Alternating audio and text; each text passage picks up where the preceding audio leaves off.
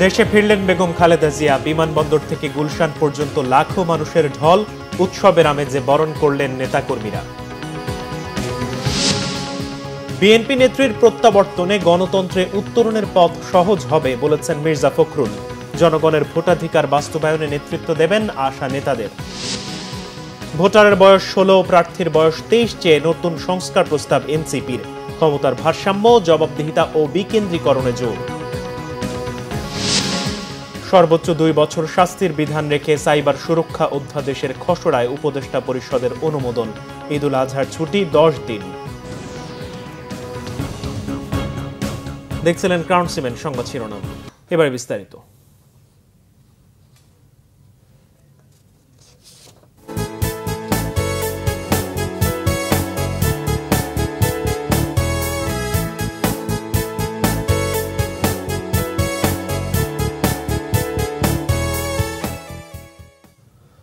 BNP chairperson Begum Khaleda Zia মঙ্গলবার দেশে ফিরেছেন। উন্নত চিকিৎসার জন্য লন্ডনে 4 মাস অবস্থান করেন তিনি। বিএনপি চেয়ারপারসনের সাথে বাংলাদেশে এসেছেন তার 2 পুত্রবধূ জোবাইদা রহমান ও সৈয়দা শর্মিলা রহমান। বিমানবন্দরে খালেদা জিয়াকে স্বাগত জানান বিএনপি মহাসচিব সহ স্থায়ী কমিটির সদস্যরা। তার প্রত্যাবর্তন দেশে গণতন্ত্রে উত্তরণের পথ সহজ করবে বলে আশা প্রকাশ করেন বিএনপি মহাসচিব। রিপোর্ট করছেন সিকান্দার রেমান, ভিডিও ধারণ আরিফুল ইসলাম মাসুমের। বিমানবন্দর থেকে গুলশান পর্যন্ত পুরো পথে বিএনপি চেয়ারপারসন বেগম খালেদা জিয়াকে অভ্যর্থনা জানাতে সকাল থেকে অবস্থান নেন দলটির নেতাকর্মী সমর্থকরা। আপসহীন নেত্রীকে এক নজর দেখার আকুতি নিয়ে তীব্র গরম উপেক্ষা করে ঘন্টার পর ঘন্টা অপেক্ষায় থাকেন তারা। অনেক বেশি আনন্দের।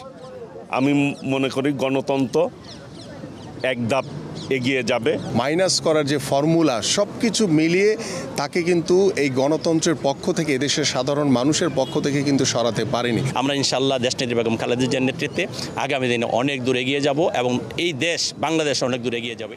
কঠোর নিরাপত্তা দেয়া হয় বেগম খালেদা জিয়ার গাড়িবহরকে। বিমানবন্দরে উপস্থিত নেতারা বেগম জিয়ার আগমনে উচ্ছ্বাস প্রকাশ করেন। জনগণের ভোটের অধিকার এবং বাংলাদেশে গণতন্ত্র প্রতিষ্ঠার জন্য আমরা কাজ করে যাচ্ছি। বাংলাদেশে জনগণের ভোটের অধিকার ফিরিয়ে দিব। এরপর জনগণ যাকে পছন্দ হবে তাদেরকেই ভোট দিয়ে রাষ্ট্র ক্ষমতায় নিয়ে আসবে। দেশনেত্রী বেগম খালেদা জিয়া দীর্ঘদিন নির্যাতিত ছিলেন, অত্যাচারিত ছিলেন। তিনি অসুস্থ অবস্থায় দেশের বাহিরে চিকিৎসার জন্য গিয়েছেন। দেশে একটা স্বাভাবিক রাজনীতি এবং এই দেশে গণতন্ত্রের বীজ শক্তিশালী হবে, আমরা সেই প্রত্যাশা করছি। প্রতীক হলো দেশনেত্রী বেগম খালেদা জিয়ার বাংলাদেশের 18 কোটি মানুষকে ঐক্যবদ্ধ করার আন্দোলনের নেতৃত্ব দিচ্ছেন তারেক রহমান। আমরা ইনশাল্লাহ সফলকাম হব। জনগণের চাওয়াই আমাদের চাওয়া। উন্নত চিকিৎসা শেষে দীর্ঘ 4 মাস পর লন্ডন থেকে বেগম জিয়াকে বহনকারী কাতারের আমিরের বিশেষ এয়ার অ্যাম্বুলেন্স মঙ্গলবার সকাল 10:30টার দিকে হজরত শাহজালাল আন্তর্জাতিক বিমানবন্দরে অবতরণ করে। বিমানবন্দরের ভিআইপি টার্মিনালে তাকে স্বাগত জানান দলটির মহাসচিব মির্জা ফখরুল ইসলাম আলমগীর সহ দলের নীতি নির্ধারকরা। জাতির জন্য আজকে আনন্দের দিন এবং আমরা আজকে গণতন্ত্রের উত্তরণের যে সময়টুকু, এই সময়ে তার উপস্থিতি আমাদের দেশের জন্যে, জনগণের জন্য একটা অত্যন্ত উল্লেখযোগ্য দিক। আমরা মনে করি যে বেগম খালেদা জিয়ার এই উপস্থিতি, তার দেশে ফিরে আসা, এটা আমাদের গণতন্ত্রের উত্তরণের পথকে আরও সহজ করবে। সকাল 11:15টার দিকে বেগম জিয়াকে বহনকারী গাড়িটি বিমানবন্দর থেকে বের হয়। গুলশানের বাসভবন ফিরোজার উদ্দেশ্যে যখন যাত্রা করে তখন বিমানবন্দর ও আশপাশের এলাকায় নেতাকর্মীদের ঢল। দুপুর 1:30টার দিকে বেগম জিয়া তার গুলশানের বাসভবনে প্রবেশ করেন। এর মধ্য দিয়ে দেশবাসীর আশা আকাঙ্ক্ষা নতুন রূপ লাভ করবে বলে মনে করছেন নেতাকর্মীরা। সারি সারি গাড়ি আর বিপুল সংখ্যক মানুষের উপস্থিতি, এই পুরো আয়োজন বিএনপি চেয়ারপারসন বেগম খালেদা জিয়াকে স্বাগত জানানোর জন্য। শুধু যে দলের নেতাকর্মী সমর্থকরা এসেছেন তা কিন্তু নয়, রাজধানীর সাধারণ মানুষও কিন্তু এসেছেন বেগম খালেদা জিয়াকে এক নজর দেখতে, তাকে স্বাগত জানাতে। চলমান যে সংস্কার প্রস্তাবনা চলছে, যে নির্বাচন আয়োজনের জন্য নানা কথা বলা হচ্ছে, বিএনপি চেয়ারপারসন বেগম খালেদা জিয়ার বাংলাদেশে আসার মধ্য দিয়ে এই সব বিষয়ে নতুন গতি পাবে বলে মনে করছেন রাজনীতিবিদরা। Sikandar রেমান, Bangla vision, Dhaka. BNP chairperson Begum Khaleda জিয়ার শারীরিক অবস্থা স্থিতিশীল বলে জানিয়েছেন তার চিকিৎসক ডাক্তার AZM জাহিদ হোসেন। দীর্ঘযাত্রায় কিছুটা ক্লান্তি থাকলেও সুস্থ আছেন তিনি। তাকে স্বাগত জানাতে আসা নেতা কর্মীদের শুভেচ্ছা জানিয়ে বেগম খালেদা জিয়ার পক্ষ থেকে দেশবাসীর কাছে দোয়া চেয়েছেন ডাক্তার জাহিদ। আহমদ সারোয়ারের রিপোর্ট, ক্যামেরায় ছিলেন ইনামুল হাবিব রুবেল।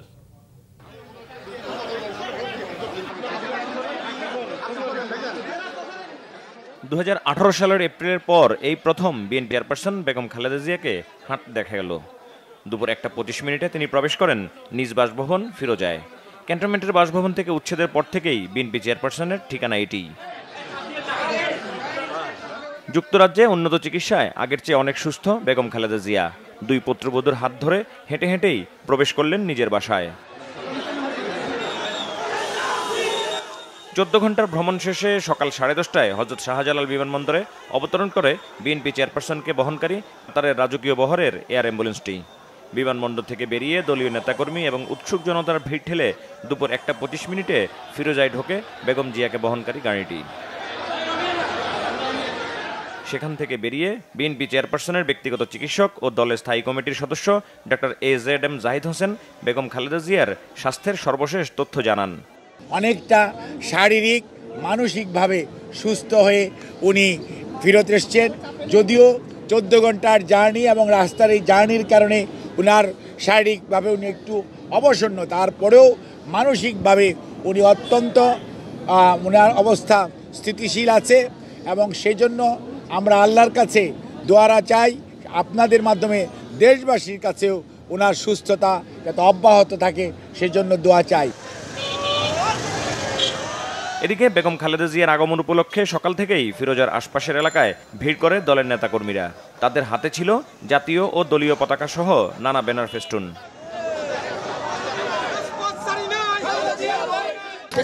খালেদা জিয়া আমাদের জন্য একটা অনুপ্রেরণা এবং আমাদের মাথার উপরে একটা ছাতা, একটা পরিবারের যেমন মানে বাবা মা না থাকলে যে অবস্থা হয়, দলের মাথা উনি দলের অনুপ্রেরণা। আসলে আমরা তো ভীষণভাবে অনুপ্রাণিত। আমরা আশা করছি যে দল পুনরায় উজ্জীবিত হয়ে উঠবে এবং ভালো কিছু হবে। ম্যাডাম খালেদা জিয়া কখনোই শুধু দলের জন্য কাজ করেননি, তিনি সারাটা জীবন দেশের জন্যও কাজ করেছেন।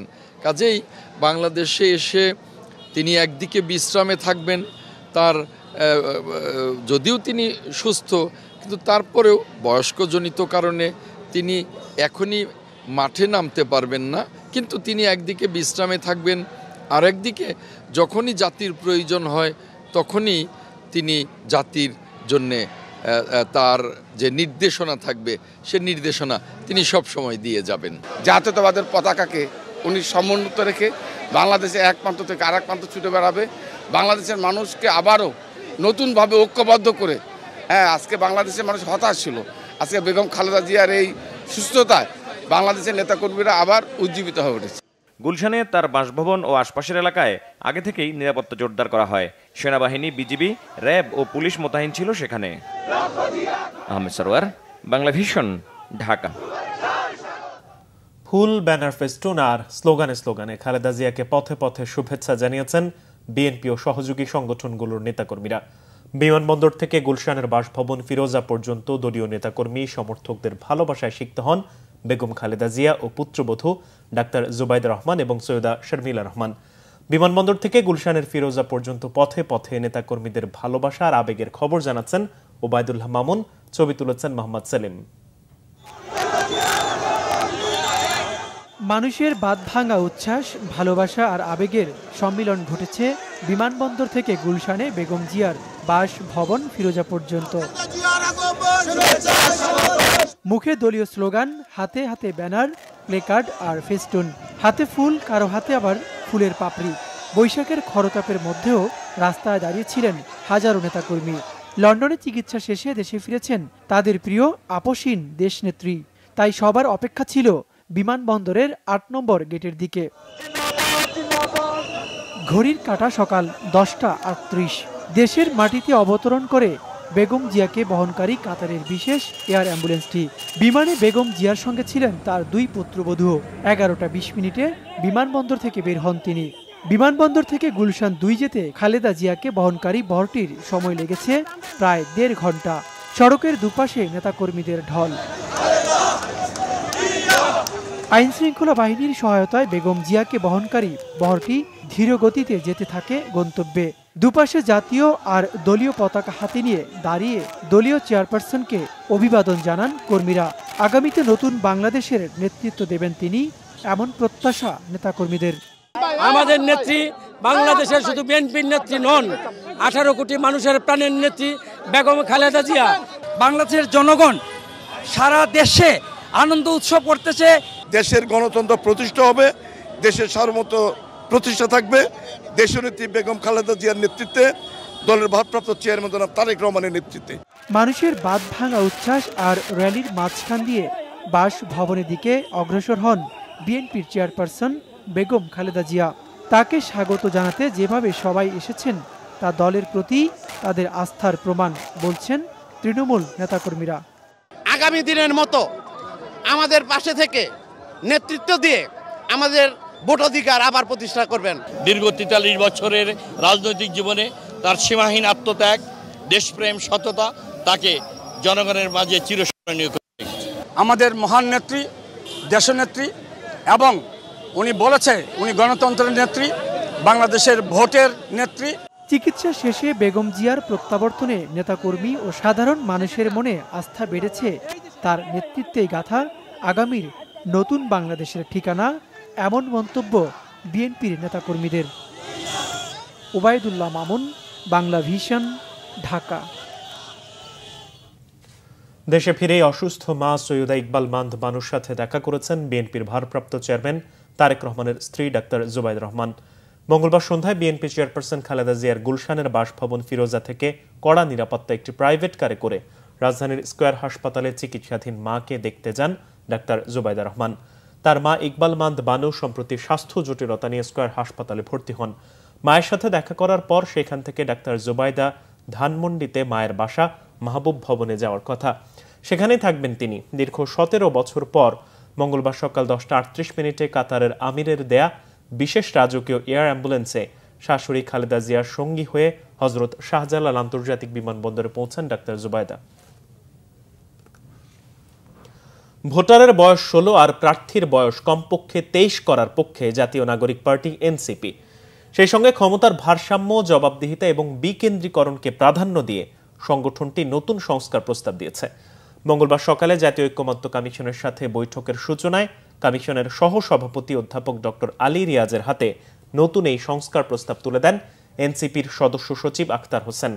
এ সময় তারা এটিকে বিকল্প সংস্কার প্রস্তাব বলছেন। জাতীয় ঐক্যমত্য কমিশনের সহসভাপতি অধ্যাপক ডক্টর আলী রিয়াজ বলেন, জাতীয় সনদ তৈরিতে কমিশন অঙ্গীকারাবদ্ধ। এনসিপির সংস্কার প্রস্তাব কমিশন পর্যালোচনা করবে বলেও জানান তিনি। আনুষ্ঠানিক অনানুষ্ঠানিক বিভিন্নভাবে অগ্রসর হচ্ছে এবং তার মধ্যে দিয়ে আমরা চেষ্টা করছি একটি জাতীয় সনদ তৈরি করতে, যার লক্ষ্য হচ্ছে ভবিষ্যতে বাংলাদেশের একটি গণতান্ত্রিক রাষ্ট্র প্রতিষ্ঠার একটা পথরেখা তৈরি করা, যেটা আমরা আশা করছি যে 15ই মের পর দ্রুততার সঙ্গে সেই পর্যায়ে আমরা সূচনা করব। বাংলাদেশের আপামর ছাত্র জনতা 24 জুলাই অভ্যুত্থানে তারা জীবন দিয়েছেন।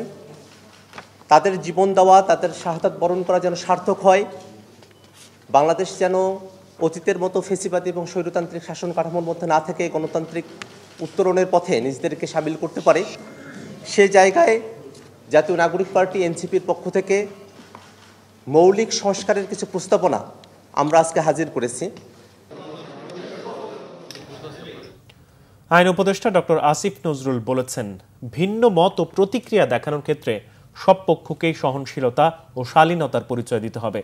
নারী সংস্কার কমিশনের প্রস্তাব নিয়ে করা বক্তব্য বিদ্বেষমূলক, আক্রমণাত্মক, যা পুরো জাতির প্রতি অবমাননাকর বলে মন্তব্য করেন তিনি।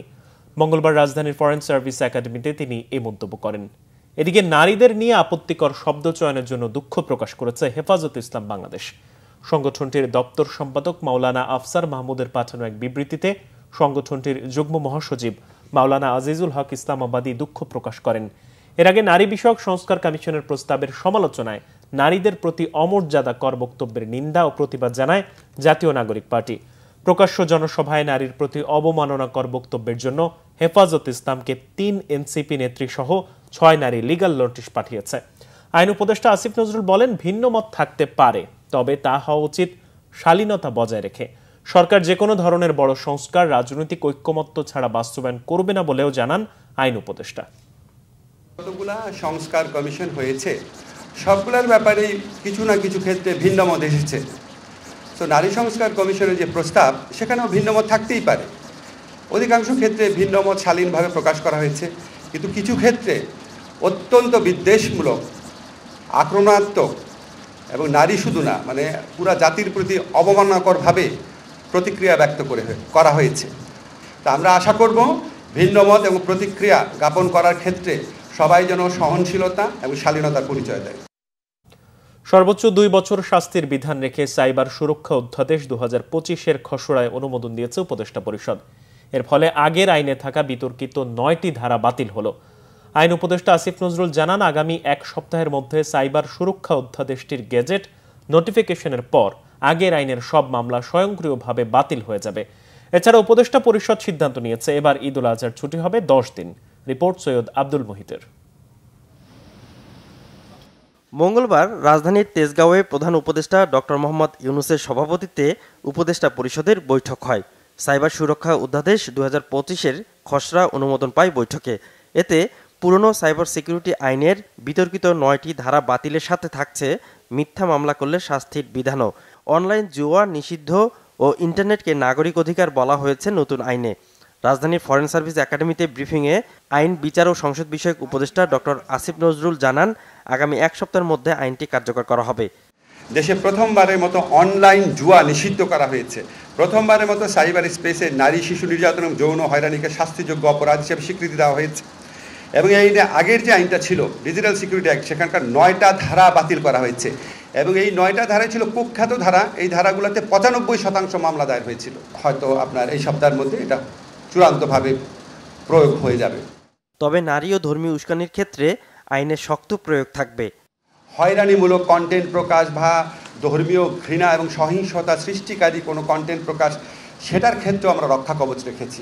এই ধরনের মামলাও কারো বিরুদ্ধে হলে এটা আপনার আমলি আদালতে যাবে, যেই ম্যাজিস্ট্রেট এটা কগনিজেন্সি নেন সেখানে যাবে। যাওয়ার পর ২৪ ঘন্টার মধ্যে উনি যদি দেখেন এই মামলায় কোনো সারবত্তা নাই, তাহলে উনি প্রি ট্রায়াল স্টেজেই মামলা বাতিল করে দিতে পারবেন। আইন উপদেষ্টা জানান, নির্বাচন কমিশনের সীমানা নির্ধারণ আইনের সংশোধন সহ দেওয়ানি মামলার দ্রুত নিষ্পত্তির জন্য আইন সংশোধন করা হয়েছে। প্রেস সচিব শফিকুল আলম জানান, ঈদ উল আজহার সরকারি ছুটি ১০ দিন করার সিদ্ধান্ত হয়েছে উপদেষ্টা পরিষদে। ঈদ উল আজহার ছুটি হবে ১০ দিন। আর এই ক্ষেত্রে ব্যাংক কোম্পানিগুলো যেহেতু তাদের ব্যাংক কোম্পানি অ্যাক্ট দিয়ে চলেন, ব্যাংক কোম্পানি তাদের মতো করে ডিক্লেয়ার করবেন, প্রাইভেট কোম্পানিগুলো তাদের মতো করে ছুটি ঘোষণা করবেন। যুবকদের কর্মসংস্থানে উদ্যোক্তা উন্নয়ন নীতিমালা ২০২৫ও অনুমোদন পায় বৈঠকে। সৈয়দ আব্দুল মুহিত, বাংলা ভিশন, ঢাকা। ৬৯০ টাকার সিলিন্ডার গ্যাস অবৈধভাবে গ্রাহকের কাছে ১৪০০ থেকে ১৬০০ টাকায় বিক্রি করছে বাংলাদেশ পেট্রোলিয়াম কর্পোরেশন বিপিসি, যার প্রমাণ পেয়েছে দুর্নীতি দমন কমিশন দুদক। সরকারি গ্যাস সিলিন্ডারে ভরে ২% গ্রাহকের কাছে বিক্রির কথা বলে আসছে বিপিসি, কিন্তু তা না করে ব্যক্তি মালিকানার প্রতিষ্ঠানের কাছে বিক্রি করে বছরে ১ লাখ কোটি টাকা লোপাট করেছে সংস্থাটির কর্মকর্তারা। রিপোর্ট ফররুখ বাবুর। প্রাকৃতিক গ্যাসের সংকটের কথা বলে বিগত আওয়ামী লীগ সরকার বন্ধ করে দেয় নতুন গ্যাস সংযোগ। এরপর বাসাবাড়িতে দৈনন্দিন রান্নার কাজের পাশাপাশি ছোট ফ্যাক্টরিতে বাড়তে থাকে এলপিজি গ্যাসের সরবরাহ। এই সুযোগে বিদেশের বাজারে এলপিজি গ্যাসের দাম কমলেও দেশের বাজারে দিনের পর দিন বাড়তে থাকে দাম। তবে সরকারের পক্ষ থেকে উদ্যোগ নেওয়া হয় ২% গ্রাহকের মাঝে সরকারি মূল্যের দেশের প্রাকৃতিক গ্যাস বোতলজাত করে সিলিন্ডারের মাধ্যমে সরবরাহের। সেখানে ৬৫০ টাকা দাম নির্ধারণ করে দেয়া হয়। সিলিন্ডারে সরকারি গ্যাস সরবরাহের দায়িত্বে থাকা প্রতিষ্ঠান বাংলাদেশ পেট্রোলিয়াম কর্পোরেশন বিপিসি গ্রাহক পর্যায়ে গ্যাস সরবরাহ না করে তা এলপিজি ব্যবসায়ীদের কাছে বিক্রি করে আসছে। সিলিন্ডার গ্যাস বিক্রিতে দুর্নীতির অভিযোগে মঙ্গলবার বিপিসি কার্যালয়ে অভিযান চালায় দুদক। উঠে আসে ভয়াবহ চিত্র। সাধারণ মানুষের কাছে যে গ্যাস 650 টাকায় পৌঁছানোর কথা, সেই গ্যাস বেসরকারি কোম্পানির সিলিন্ডারে 1400 থেকে 1600 টাকা পর্যন্ত বিক্রি হচ্ছে। এর ফলে গ্রাহককে প্রতি সিলিন্ডারে 700 থেকে 900 টাকা অতিরিক্ত গুনতে হচ্ছে। বাংলাদেশ পেট্রোলিয়াম কর্পোরেশন কর্তৃক সরবরাহকৃত যে গ্যাস, সেটা 4টা ডিস্ট্রিবিউশন কোম্পানির মাধ্যমে 690 টাকা করে ডিস্ট্রিবিউট করার কথা। তো সেটা হচ্ছে যে 690 টাকা করে গ্রাহক পর্যায়ে ডিস্ট্রিবিউট না হয়ে সেটা হচ্ছে যে দুর্নীতির মাধ্যমে সেটা 690 টাকার পরিবর্তে 1500 টাকা 1400 টাকায় বিক্রয় করা হচ্ছে। তো এটা আসলে গ্রাহকরা বঞ্চিত হচ্ছেন, রাষ্ট্রের অপচয় হচ্ছেন। এই সুনির্দিষ্ট অভিযোগের পরিপ্রেক্ষিতে আমরা আজকে আমাদের অভিযান পরিচালনা করলাম। বিপিসির হিসাবে প্রতি বছর 14 লাখ সিলিন্ডার গ্যাস উৎপাদন করে সরকার। অতিরিক্ত 700 টাকা প্রতি সিলিন্ডার গ্রাহক পর্যায়ে বিক্রি হলে দুর্নীতিবাজদের পকেটে চলে যায় প্রায় 1 লাখ কোটি টাকা। দুর্নীতির এমন তথ্য প্রকাশ্যে এলে অনিয়মের বিরুদ্ধে ব্যবস্থা নেবেন বলে জানান সংস্থাটির চেয়ারম্যান। তো আমরা একেবারে আমরা নির্দেশনা দিচ্ছি এইভাবে যে এখন প্রত্যেক দোকান যারা জেনুইন ডিলার বাছাই করে আমরা বের করব, এবং সেই ডিলার দোকানে লিখে রাখবে যে সে বিপিসির ডিলার, সে প্রতি মাসে কয়টা সিলিন্ডার পাচ্ছে সেটা শো করবে এবং সেই সিলিন্ডারের দাম কত, এবং আমার লোকের দায়িত্ব হবে যে সে কত দামে বিক্রি করছে সে আমাকে রিপোর্ট দিবে। কার বিক্রি করছে আমাদের লোক তো সবসময় পাবে না, কিন্তু রিপোর্টটা দিবে। র্যান্ডম চেকিং হতে পারে, তখন সে অপরাধ, সে যদি বেশি দামে বিক্রি করে তখন তাকে কিন্তু ধরা যাবে। তদন্ত শেষে অনিয়মে জড়িতদের বিরুদ্ধে ব্যবস্থা নেওয়ার কথা জানিয়েছে দুদক। ফররুখ বাবু, বাংলা ভিশন, ঢাকা। হঠাৎ বেড়ে যাওয়ার পর আবারও কমেছে পেঁয়াজের দাম। কয়েকদিনের ব্যবধানে 5 থেকে 10 টাকা কমে প্রতি কেজি বিক্রি হচ্ছে 50 টাকা দরে। কমেছে আলুর দামও। প্রতি কেজি আলু বিক্রি হচ্ছে 16 থেকে 20 টাকায়, যা গত কয়েক বছরের মধ্যে সর্বনিম্ন। একই সাথে কমেছে আদা রসুনের দামও। শুভ মাহফুজের রিপোর্ট। একসময় চালের দাম বেড়ে গেলে বলা হতো বেশি করে আলু খান, ভাতের উপর চাপ কমান। বর্তমানে চালের ঊর্ধ্বমুখী বাজারে স্লোগানটি যেন আবারও ফিরে এসেছে, কারণ চলতি বছরের মধ্যে সর্বনিম্ন দামে বিক্রি হচ্ছে আলু। গেল বছরের ঠিক এই সময়ে 40 টাকারও বেশি দরে আলু বিক্রি হলেও এবার বিক্রি হচ্ছে প্রতি কেজি 16 টাকা দরে, যা গত কয়েক বছরের মধ্যে সর্বনিম্ন। গত বছর এই সময় আলু ছিল মনে করেন সর্বনিম্ন 40 টাকা, তারপর তো ধাপে ধাপে 80 টাকা পর্যন্ত আলু বিক্রি করছে, কেজি 80 টাকা। আলু খুচরা নিলে আপনার 20 টাকা কেজি পড়বে, আর পাইকারি নিলে আপনার 80 টাকা পাল্লা পড়বে, 16 টাকা কেজি পড়বে। আলু যদি আমরা 15 টাকা 16 টাকা বেশি, তো কৃষক পাইছে কয় টাকা? কৃষক কয় টাকা পাইছে? গতবারের দিনে আলু 400 টাকা পাল্লা। একসময় ভোক্তার ঘাম ছোটানো পেঁয়াজের বাজারেও স্বস্তি। সরবরাহ কম থাকার অজুহাতে কয়েকদিন আগে দাম বাড়লেও আবার কমেছে কেজিতে 10 টাকা পর্যন্ত। আর গত বছরের সাথে তুলনা করলে এই পণ্যটিও মিলছে প্রায় অর্ধেক দামে। 50-55 টাকা বিক্রি হইতেছে, তবে পেঁয়াজের দামটা একটু কম হলে ভালো হইতো। গত বছর আরও বেশি ছিল, 80-90 টাকা কেজি পেঁয়াজ ছিল। কারণ এখন আলু বলেন, পেঁয়াজ বলেন, রসুন বলেন, যেভাবে আছে এইভাবে চলে আমাদের। পেঁয়াজ, আলুর মতো মাছ মাংসের দামও নিয়ন্ত্রণে আনার পরামর্শ ক্রেতাদের। মাছ মাংস এগুলো অনেক বেশি আর কি। এখন এগুলোতে আপনার হয়তো কোনো ব্যবসা, কোনো কিছু যে আছে সমস্যাগুলো, এগুলো আমাদের একটা সমন্বয় করা উচিত। 100 কেজি আলু দাম আসে যে 2 কেজি মাংস গরু মাংসের সমান। গরুর মাংসের সিন্ডিকেট, গরুর মাংস যদি প্রাইস ফল করে অটোমেটিকলি মুরগির দাম কমে আসবে, কারণ এটার সাথে রিলেটেড। মানুষ যখন দেখে যে না এখানে গরু মাংস পাচ্ছি কম দামে, তখন মুরগিটার পিছ কম যাবে, তখন মুরগির প্রাইসটা অটোমেটিক পড়েও যাবে। মানুষের জীবনে স্বস্তি আনতে নিত্যপণ্যের বাজারের ব্যাপারে সরকার সামগ্রিক পদক্ষেপ নেবে, এটাই সবার প্রত্যাশা।